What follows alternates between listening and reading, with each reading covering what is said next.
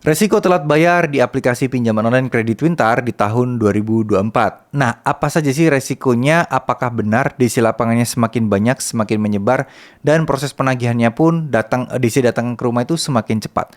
Yuk kita akan bahas di video kali ini. Assalamualaikum warahmatullahi wabarakatuh. Buat teman-teman sekarang yang mungkin sedang merasa kesulitan atau mendapatkan musibah atau mungkin sedang dalam masalah terhadap masalah aplikasi pinjaman online, salah satu yang akan kita bahas kali ini adalah di Kredit Pintar. Teman-teman harap tenang, insya Allah semuanya akan baik-baik saja, tidak perlu takut, semuanya aman ya. Asalkan apa? Asalkan kita bisa tenang, asalkan kita bisa mengerti dan memahami aturan-aturan yang berlaku. Nah, penting sekali untuk kita untuk mengetahui peraturan-peraturan atau aturan yang berlaku agar kita tidak gampang dibodoh-bodohin dan tidak gampang diberikan statement-statement yang membuat kita gelisah dan panik. Nah, karena ini memang biasa dilakukan oleh para oknum-oknum DC dan nggak terlepas juga Kredit Pintar yang katanya akan dibawa ke jalur hukum, yang katanya akan DC lapangannya segera datang dan lain sebagainya. Itu banyak hal banget. Nah, kita akan mulai dari yang paling biasa dulu deh, yang paling udah pasti kalian dapatkan di awal yaitu denda.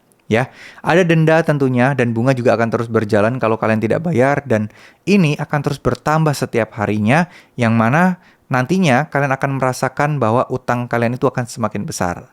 Tapi tetap tidak perlu khawatir karena utang yang besar ini akan ada batas maksimalnya yaitu 100% dari hutang pokok. Nggak bisa nambah lagi dan bakal berhenti bunga dan dendanya. Nah, ini makanya saya bilang bunga denda itu bukan masalah yang paling besar berat, masalah yang harusnya bisa teman-teman atasi.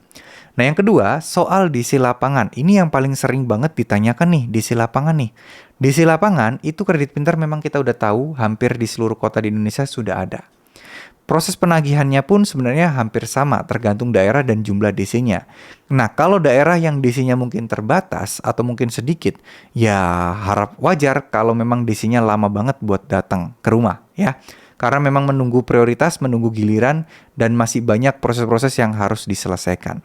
Nah, sekarang masalah di aplikasi Kredit Pintar, apakah masuk ke Slik OJK? Jawabannya masuk, teman-teman. Kredit Pintar bekerja sama dengan bank konvensional, bank digital, ya, itu untuk mengajukan atau mungkin melaporkan masalah kredit macet kita di Slik OJK kita.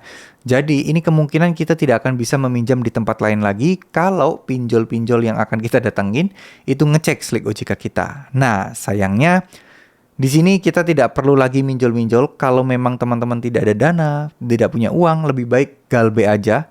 Stop bayar dulu, pelan-pelan untuk mengumpulkan uang untuk bisa menyelesaikannya. Dan teruslah berdoa agar utang kalian bisa segera terlunasi atau terselesaikan. Pelan-pelan pasti akan ada jalan, teman-teman. Nah ya, jadi masalah di sini ada yang datengin 2 minggu, 1 bulan, 3 bulan. Semua itu tergantung ke daerahnya di mana. Tergantung apakah posisi DC-nya ada banyak, tergantung lokasi DC dan lokasi tempat tujuan dan seterusnya. Jadi kita tidak bisa mengontrol kapan DC lapangan Kredit Pintar akan datang. Tapi kita bisa mengontrol apa yang harus kita lakukan dan bagaimana kita bersikap kalau DC tersebut segera datang ke rumah.